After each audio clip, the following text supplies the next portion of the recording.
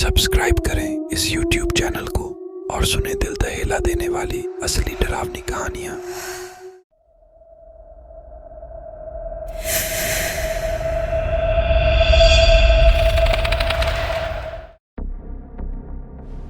दोस्तों, मेरा नाम नीरज और आज मैं आपको मेरे बड़े भाई के साथ घटी एक घटना के बारे में बताने जा रहा हूँ। मेरे बड़े भाई का नाम धीरज है।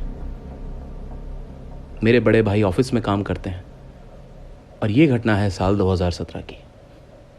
दरअसल मेरे भाई जिस ऑफिस में काम करते हैं उस ऑफिस में उनका एक दोस्त काम करता था, लेकिन काफ़ी समय से वो बीमार था और उसकी उसी बीमारी में जान चली गई। भैया उसके अंतिम संस्कार के लिए, उसकी अंतिम क्रियाओं के लिए शमशान घाट गए थे।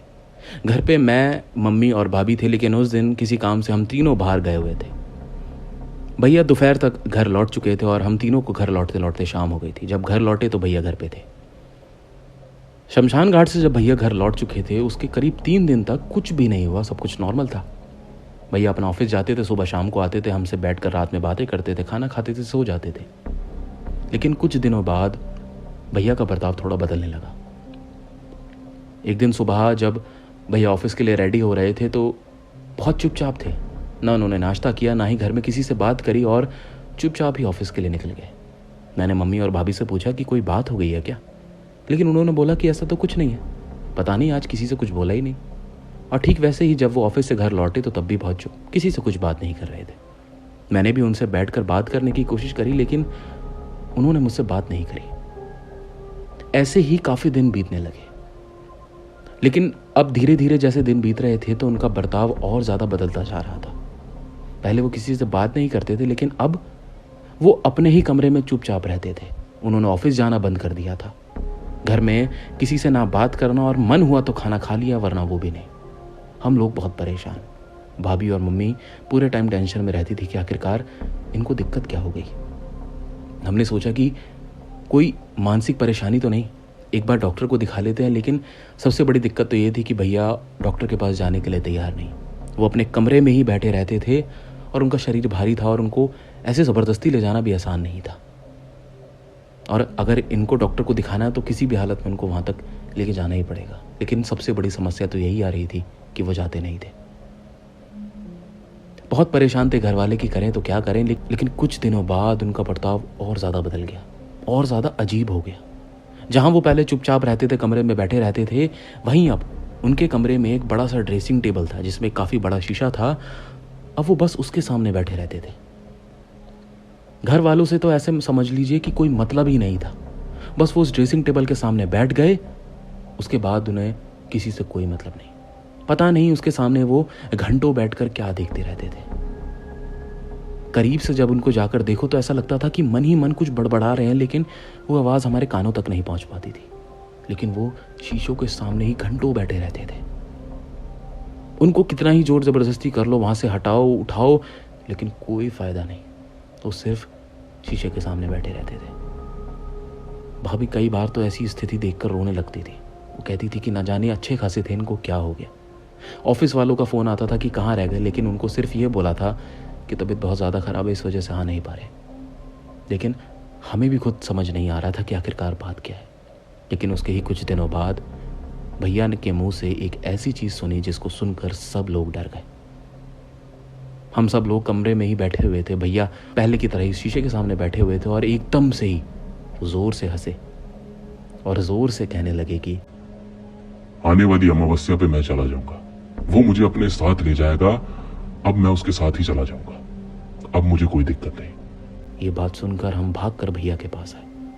हमने उनसे पूछा कि कहाँ चले जाओगे, क्या, कौन है, कौन ले जा रहा है तुम्हें। लेकिन वो हमारी बात का जवाब नहीं दे रहे। वो बस यही बात लगातार बार बार बोले जा रहे हैं कि आने वाली अमावस्या पे मैं चला जाऊंगा, वो आदमी मुझे अपने साथ ले जाएगा, और हंस रहे थे। ये बात सुन के भाभी तो बहुत ज़्यादा डर गई, लेकिन माँ का दिमाग उस टाइम पे काम किया। उन्होंने उसी वक्त पापा के एक दोस्त थे जो पंडित थे, उनको फ़ोन किया और उनको उसी वक्त घर बुलाया। वो जब आए तो माँ ने उनको अभी तक जो भी हुआ है वो सब बताया। वो आके सामने बैठे और उन्होंने भी भैया से कुछ बात करने की कोशिश करी, लेकिन भैया का बर्ताव तो मानो बदल ही नहीं रहा था। वो उनको भी कोई भी बात का जवाब नहीं दे रहे थे। तब उनके पास एक पुड़िया में काफ़ी सारी भभूत रखी हुई थी। उन्होंने वो थोड़ी सी भभूत ली और भैया के माथे पे और थोड़े गले पे लगाई। जैसे ही वो भभूत भैया के शरीर पे लगी तो भैया थोड़े से छटपटाए, लेकिन उसके बाद उन्होंने सवालों के जवाब देने शुरू कर दिए। पंडित जी ने सबसे पहला सवाल ये पूछा कि कहाँ जा रहे हो अमावस्या को, कौन तुम्हें ले जा रहा है? तो भैया ने बोला कि एक आदमी। उसका नाम लिया, जो नाम मैं आपको नहीं लेके बता सकता क्योंकि उन्होंने मना किया। उस आदमी का नाम लिया और बोला कि यह आदमी मुझे अपने साथ ले जाएगा। पंडित जी ने बोला कि आदमी कौन है? तो भैया ने बताया कि यह आदमी मेरे साथ शमशान घाट से आया है, ये मेरा दोस्त है और आने वाली अमावस्या को मैं इसके साथ मुक्त हो जाऊंगा। उसे मुक्ति चाहिए और वो मेरे साथ ही मुक्ति लेकर यहाँ से चला जाएगा। उसे मेरा सहारा चाहिए, उसे मेरी मदद चाहिए, तो मैं उसकी मदद कर रहा हूँ और उसके साथ साथ मैं भी मुक्त हो जाऊंगा। जब ये सारी बातें घर वालों ने सुनी तो सबके पैरों के नीचे से ज़मीन सरक गई। मुक्ति का मतलब, जो मृत्यु होने के बाद एक आत्मा को मुक्ति मिलती है, वो। जब ये सारी चीज़ें सुनी तो घर वाले बहुत डर गए। भाभी रोने लगी, मम्मी के भी पसीने छूट गए कि यह हो क्या रहा है। तब उन पंडित जी ने हमें बताया कि ये शमशान घाट गए थे क्या? हमने बोला हाँ, इनके एक दोस्त की मृत्यु हो गई थी तो उसी के लिए शमशान घाट गए थे। ये जब वहाँ से लौटे थे तो क्या इन्होंने स्नान किया था या फिर गंगा जल की छींटें अपने ऊपर डाली थी? हमने कहा हमें पता नहीं, हम लोग उस टाइम घर पे नहीं थे, अकेले ही आए थे। तो उन पंडित जी ने बताया कि देखिए, एक आत्मा है जो इसके शमशान घाट से पीछे लगी हुई है और वो अपनी मुक्ति के लिए आपके लड़के को शिकार बना रही है। उन्होंने बताया कि अक्सर इन शमशान घाटों पर ऐसी आत्माएं घूमती रहती हैं जिनको मुक्ति नहीं मिल पाती, जिनकी किसी दुर्घटना में मौत हो जाती है और उनका अंतिम संस्कार सही ढंग से नहीं हो पाता तो उनको मुक्ति नहीं मिल पाती है और वो ऐसे ही कुछ लोगों का शिकार बनाती हैं। उनको अपना शिकार बनाती हैं और उनको कोशिश करती हैं कि धीरे धीरे कर मार दें, और मारने के बाद जब उनकी अंतिम संस्कार किया जाता है, उनकी मुक्ति के लिए कार्य किए जाते हैं, तो उसी के साथ साथ ये भी अपनी मुक्ति साथ ले जाती हैं। हम सब डर गए और हमने उन पंडित जी से बोला कि अब क्या करें। उन्होंने बोला कि सिर्फ एक ही रास्ता है, वो रास्ता ये है कि हमें उस आत्मा को आपके लड़के के शरीर से अलग कर किसी चीज़ में कैद करना होगा, तभी कुछ हो सकता है। तो हमने बोला कि पंडित जी कर दीजिए ना। उन्होंने बोला कि देखिए, ये काम मेरे बस की नहीं है, ये सारे काम मैं नहीं करता, लेकिन एक आदमी को मैं जानता हूँ जो आकर आपकी मदद ज़रूर करेगा, लेकिन वो सारे काम आपके अमावस्या वाले दिन ही होंगे, क्योंकि उसी समय पे वो आत्मा सबसे ज़्यादा ताकतवर और सबसे ज़्यादा एक्टिव होगी। अब हमें अमावस्या के दिन का इंतज़ार करना था। उन्होंने बोला था अमावस्या के दिन मैं उस आदमी को लेकर आऊँगा और आपके लड़के की जान बचा लूँगा। 8 दिन थे हमारे पास अमावस्या के आने के लिए। 8 दिन तक हमें बस अपने भाई को बचाना था। उन्होंने बोला था जाने से पहले कि जिस भी कमरे में ये लड़का बैठता है उस कमरे से सारी नुकीली और धारदार चीज़ें हटा लेना, क्योंकि हो सकता है ये अपने आप को नुकसान पहुंचाने की कोशिश करे। तो वो जितनी भी चीज़ें हों उस कमरे से सारी साफ कर देना। ठीक हमने भी वैसे सारी चीज़ें उस कमरे से निकाल दी थी, सिवाय उस ड्रेसिंग टेबल के। बस उस कमरे में ड्रेसिंग टेबल था जिसके सामने भाई बैठे रहते थे। वो घंटों बैठे रहते थे, हंसते रहते थे। कई बार फिर से वही बात बोलने लगते थे कि मैं चला जाऊंगा, कुछ ही दिन बचे हैं, मैं उस आदमी के साथ चला जाऊंगा। हम लोगों के आंसू निकलने लगते थे। हम चाहते थे कि बस इनको कुछ ना हो। लेकिन दोस्तों, उसके बीच ही मैंने, मम्मी और भाभी ने, तीनों ने उस शीशे में एक ऐसी चीज़ देखी जिसे हम देख के डरे भी और सोच में पड़ गए कि ये कौन है। जब भी हम कमरे में भाई को देखने के लिए जाते थे तो कई बार हम तीनों ने उस शीशे में एक इंसान को खड़ा हुआ देखा। वो कुछ ही पल के लिए दिखाई देता और वो फिर वहाँ से गायब हो जाता। भाभी ने भी, माँ ने भी और मैंने भी, तीनों ने एक ही इंसान को शीशे में खड़े देखा और काफ़ी बार देखा। और काफ़ी बार एक इंसान को तीनों ने जब देखा तो हम तीनों समझ गए कि ये वही आत्मा है जो भाई को अपने साथ ले जाना चाहती है। वो आत्मा अब हमें दिखाई दे रही है।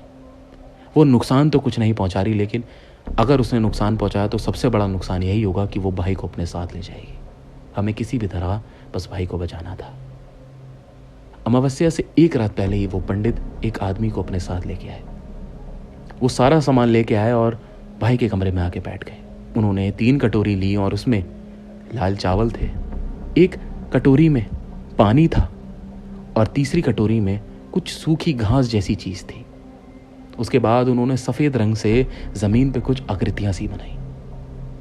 उसके बाद वो बैठकर 12 बजने का इंतज़ार करते रहे और जैसे ही 12 बजे और अमावस्या वाली रात शुरू हुई, उन्होंने अपने मंत्र पढ़ने ही शुरू कर दिए। वो काफ़ी ज़ोर ज़ोर से मंत्र पढ़ने लगे।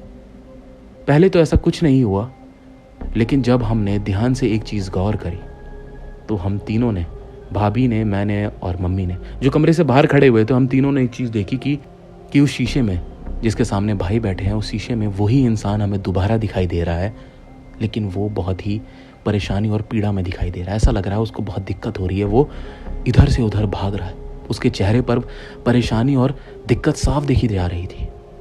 हम समझ रहे थे कि ये सारी चीज़ें इसीलिए हो रही हैं क्योंकि वो जो बाबा या फिर वो जो भी आदमी आया है वो मंत्र पढ़ रहा है इसलिए। तो काफ़ी ज़ोर ज़ोर से मंत्र पढ़ता रहा और शीशे में जो आदमी दिख रहा था उसको पीड़ा होती रही। और थोड़ी देर बाद उस आदमी ने एक छोटा सा पौधा या फिर कहें एक छोटा सा पेड़ निकाला। वो हरा भरा घना सा पेड़ था, वो निकाल के वहाँ रख दिया और उसमें एक धागा सा बहुत ज़ोर से टाइट से बांध दिया। और हम तीनों की आंखों के सामने मात्र 5 मिनट के अंदर अंदर वो हरा भरा पेड़ सूख कर एकदम मुरझा गया। ये मानना बड़ा मुश्किल है, लेकिन ये हम तीनों की आंखों के सामने हुआ। एक पेड़ को मुरझाने में थोड़ा समय लग जाता है, 1 दिन 2 दिन, लेकिन 5 मिनट के अंदर हमारी आंखों के सामने वो हरा भरा पौधा एकदम सूख के बंजर हो गया। हमें कुछ समझ नहीं आया कि ऐसा कैसे हो गया।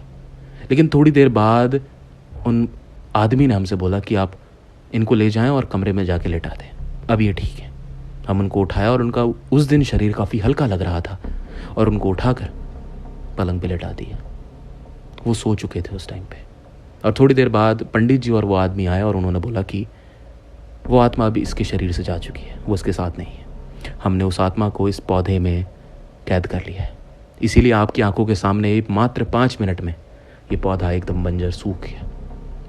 क्योंकि जब भी कोई नकारात्मक ऊर्जा किसी पेड़ पौधे पे आती है तो वो उसी वक्त सूख जाता है।